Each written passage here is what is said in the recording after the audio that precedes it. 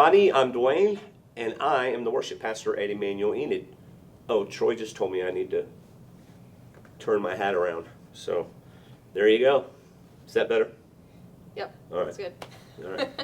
I'm also the host of the Artist Corner, and I am thrilled to have Hailey Gray with me. Hello, Hailey. Hi. So, Hailey leads worship in our Refuge service. She's on the vocal team. So, and I get to stand by you every week. Yeah. Pretty much every week. Mostly. So I have a question for you, Hailey, as we just jump right in. Okay. Do you remember when you first realized that you loved to sing? I don't have like a day or an event. I just remember growing up and I watched a lot of Disney movies. The Little Mermaid was my favorite. Disney princess movies. Yeah. I loved like musicals. I loved The Wizard of Oz. I loved Annie was one of my favorites. Yeah. And I just loved singing to him. And it just gave me joy. Like I felt happy when I watched those movies and I got to sing along. So that's kind of. Were you one of those kids that like people knew you were around because you were singing? No? I don't know, because I was a very shy, very quiet kid. If I was not around people I knew. So people I knew, yeah, but. What is it about singing that you think affects you so positively, or however you want to describe it? I think it just, it changes my mood like that. Like I can be in a bad mood, I can feel down, I can be depressed.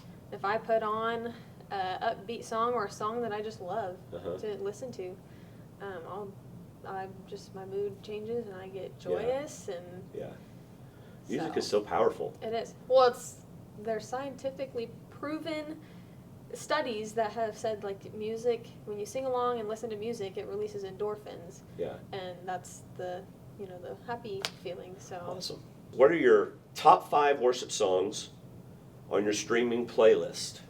Number 1 is The Blood by Bethel. Okay. I've just loved that song lately. 2, I kind of have a tie. Thank You, Jesus, for the Blood. Oh, wow. And I Speak Jesus by Charity Gale are like 2 of my... They're both Charity Gale, right? Yeah, they're both Charity Gale. So those are kind of tied for number 2. And then I like Good Plans by Red Rock Worship. Okay. What's another one? I've Witnessed It is by Passion. I don't think I've heard that one. It's an upbeat one. I kind of like it. It really gets in there. So nice. Yeah, I like it.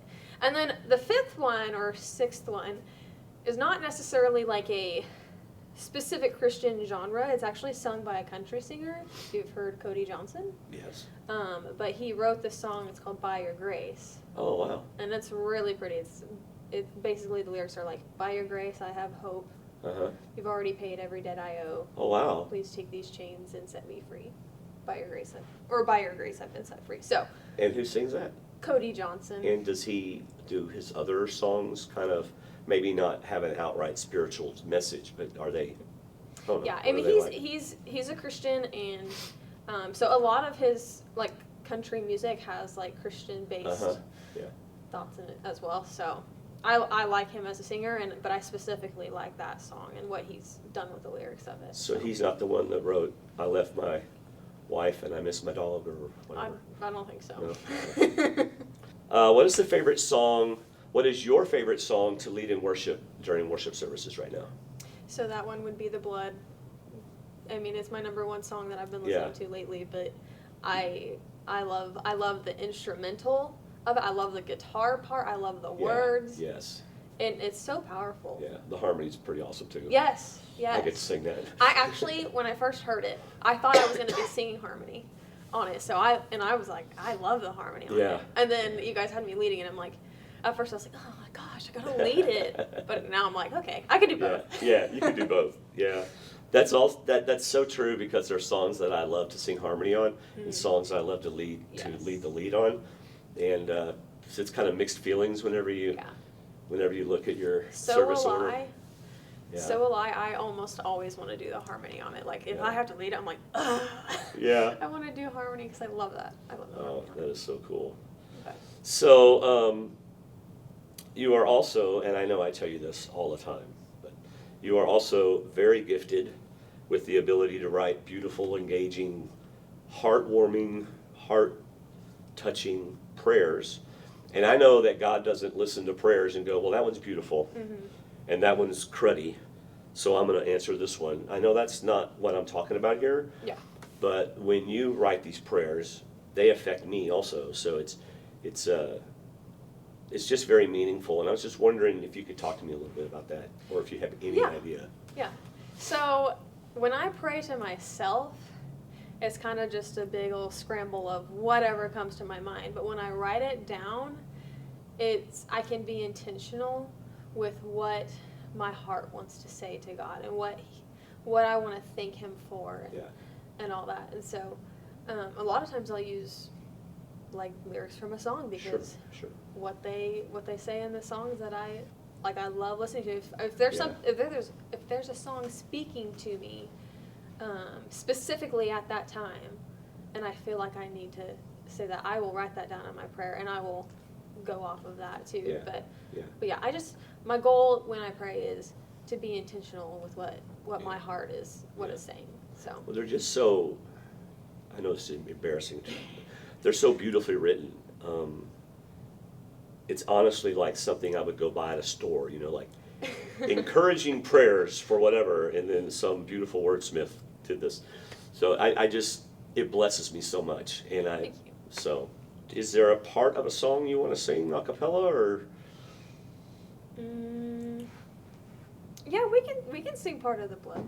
Okay, so my favorite part about this, because I kind of grew up in a church that kind of taught you, not like very blatant, but it was like, okay, you need to do these good deeds, you need to do charity work, you need to do all this stuff. And it was very like task oriented of like, to be a good Christian, you have to do these things. And my favorite part about this song is that it says it's never been about performance or perfection. Or acceptance. It's never been about, Yeah. So you want to start the bridge then? Okay. Okay, here we go. I can't sing today. It's okay. I can do it. All right. So, it's never been about performance, perfection, or striving for acceptance. Let me tell you, it's only by the blood. It's never been about deserving or earning. It's a gift that's freely given. Let me tell you, it's only by the blood. Does anybody want to be holy, righteous, purified and spotless? Let me tell you, it's only by the blood. Does anybody want to be worthy, forgiven, justified, really living? Let me tell you, it's only by the blood.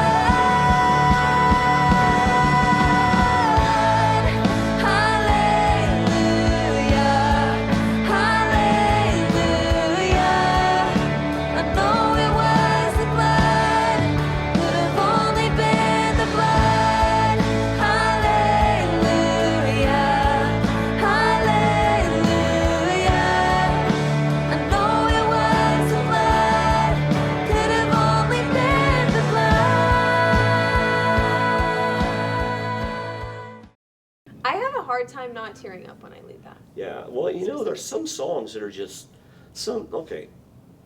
we, especially Nicole and I, hear a ton of songs. Yeah. Well, so do you, because you listen to Christian music.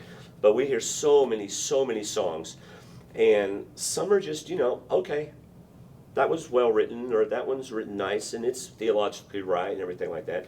Then there's some like, what were they thinking? But then there's ones like these. Yeah. Are just like, wow. And it's even like the lyrics aren't like super complicated or super deep. They don't have super deep meanings, but it's so simple yet true. Yeah. And that's what it just gets me. I mean, it gets me.